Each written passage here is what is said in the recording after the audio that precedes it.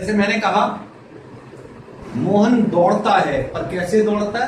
तेज दौड़ता है।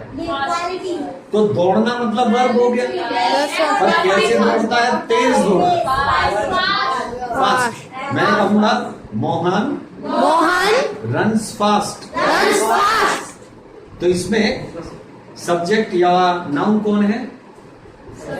मोहन। वर्ब क्या है? रन। और कैसे दौड़ता है? यानी कि ये हुआ एडवर्ब। समझ आया? क्लियरली समझ आना चाहिए।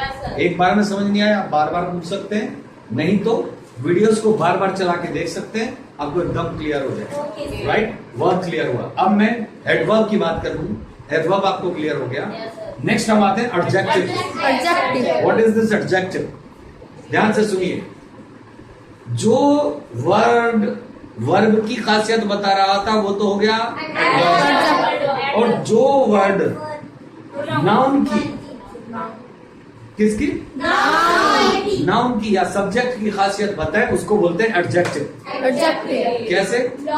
क्लियर सुनना जरा। रिया इज अ ब्यूटीफुल गर्ल। क्या कहा मैंने? ओके, तो इसमें सब्जेक्ट क्या है? रिया। रिया कैसी है? ब्यूटीफुल।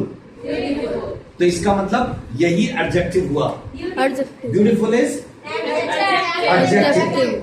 समझ आया? Yes sir. तो बहुत क्लियरली समझें, बहुत सिंपल है, बिल्कुल भी मुश्किल नहीं है। बहुत आसान शब्दों में बता रहा हूं आपको, और इतने शॉर्ट में पार्ट्स ऑफ स्पीच समझा रहा हूं कि इतने कम पीरियड में समझने का सबसे आसान तरीका यही है।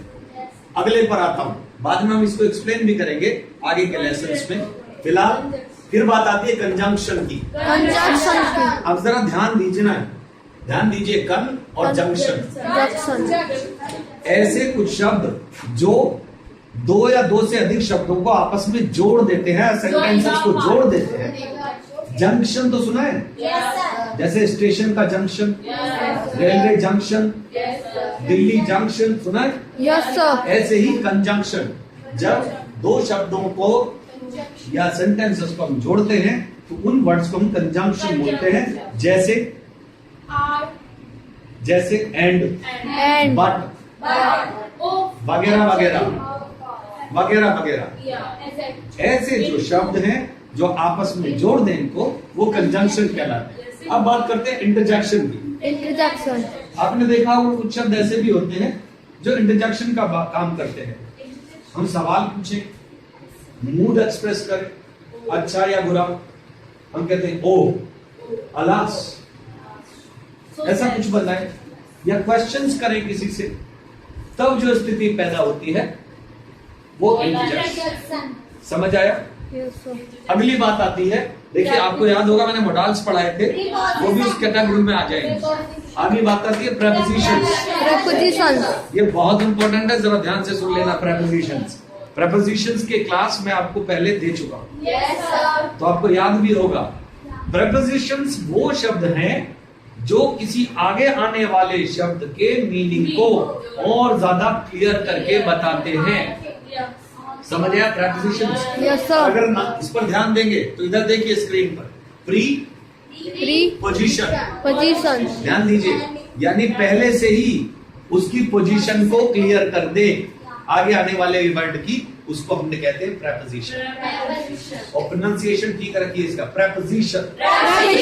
आप कहते हो प्रीपोजिशन, वो नहीं है, प्रेपोजिशन। और प्रेपोजिशंस के एक सवाल उठता है, क्या प्रेपोजिशंस के बिना काम चल सकता है? यस। मैंने पहले भी बोला था, बिल्कुल चल सकता है। You understand this? राइट?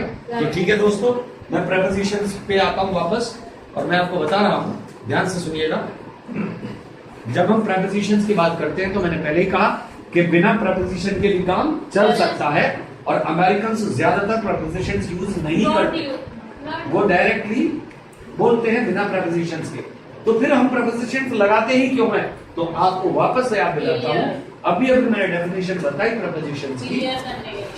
हम आगे आने वाले शब्दों का मीनिंग जरा जब और ज्यादा क्लियर करके बताना चाहते हैं तब प्रपोजिशंस का इस्तेमाल करते हैं, और प्रपोजिशन का इस्तेमाल करने से हमारे वर्ड का मीनिंग जरा और क्लियर हो जाता है, यानी सेंस और ज्यादा क्लियरली आती है। और मैं हमेशा आपसे कहता हूं कभी भी किसी भी वर्ड का मीनिंग मत ढूंढिए, उसका सेंस ढूंढिए। तो जरा एक एग्जांपल के साथ आपको समझाता हूं। जैसे मैं अभी आपसे कहूं स्टैंड, तो शायद ज्यादा समझ में नहीं आएगा, लेकिन अगर मैं कहूं ना स्टैंड अप, तो अब क्योंकि प्रपोजिशन है तो अप लगाते ही स्टैंड का मीनिंग जरा और क्लियर हो गया। मैं कहूं गो, क्लियर नहीं है, कहां जाऊं, और मैंने कहा गो आउट, क्योंकि प्रपोजिशन है उसने और क्लियर कर दिया और बहुत क्लियरली बता दिया कि भैया बाहर जाना है। राइट? मैं कहूं सिट, क्लियर समझ में नहीं आ रहा, और मैं कहूं सिट डाउन, अगर मैं सिट के साथ डाउन लगा दूं क्योंकि डाउन प्रपोजिशन है, बहुत क्लियर हो जाए। You understand this? इसलिए प्रपोजिशन हम यूज करते हैं। और मैंने जैसा कहा कि बिना प्रपोजिशन के काम चल सकता है क्या? बिल्कुल चल सकता है। यहां भी एक एग्जांपल के साथ समझाता हूं। किसी ने पूछा where are you going? I am going to home. मैं इसमें ये भी कर सकता हूँ, तू हटा दूं, मैं कह सकता हूँ आई am going home. Meaning clear नहीं है क्या? क्लियर है। तो कई जगह पर आसानी से समझ में आ जाता है और कई जगह पर समझ में नहीं आता। तो उसको और क्लियर करने के लिए ही हम प्रपोजिशंस का इस्तेमाल करते हैं, लेकिन इसका ये कतई मतलब नहीं है कि बिना प्रपोजिशन के काम नहीं चल सकता, बड़े आराम से चल सकता है। Do you understand? अब ब्रिटिश लोग लगा लेते हैं, लेकिन ज्यादातर अमेरिकन तो बिल्कुल नहीं लगाते, ना के बराबर यूज करते हैं प्रपोजिशन। लेकिन आप लोगों को इंडिया में रहते हुए मैं आपको एक चीज सजेस्ट करूंगा, आप प्रपोजिशंस का यूज जरूर करिए। ओके? यूज करेंगे आपको फायदा होगा। That's all for today. And आपको भी पता है क्लास बहुत बढ़िया गई है आज, बहुत इंपॉर्टेंट क्लास गई है। आज हमने बहुत कुछ सीखा। अगर आप ध्यान दें तो हमने इंग्लिश के बिल्कुल 0 लेवल से स्टार्ट किया, और वो लोग जो बच्चे नए हैं उनको आज बहुत फायदा हुआ। जिनको बिल्कुल समझ में नहीं आ रहा था, मैं उम्मीद करता हूं उनको बहुत अच्छे से समझ में आया होगा।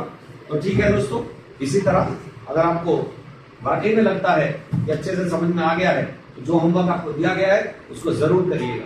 और याद रखना, इंग्लिश की एक ही खासियत है, या दुनिया की किसी भी लैंग्वेज की मतलब एक खासियत है कि जितना ज्यादा बोलोगे उतना ज्यादा सीखोगे। More you speak more you learn,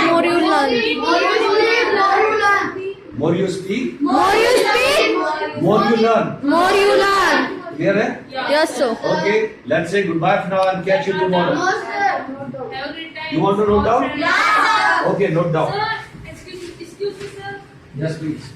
Sir, इसमें sorry, please. Only. So जिसमें sentence statement कितने आते हैं? 1 1 या 2? वो sir in between अरे इनको मिलाकर बच्चे की तो टेंसेस के नाम। अब एक के अंदर भी 4 नहीं है क्या? 6। Yes, sir. अब जब ये 4 है, अब ये 3 है, 3 4 5, और जब ये तो हुए टेंसेस। अब जब हर एक का एक बनाएंगे तो बेटा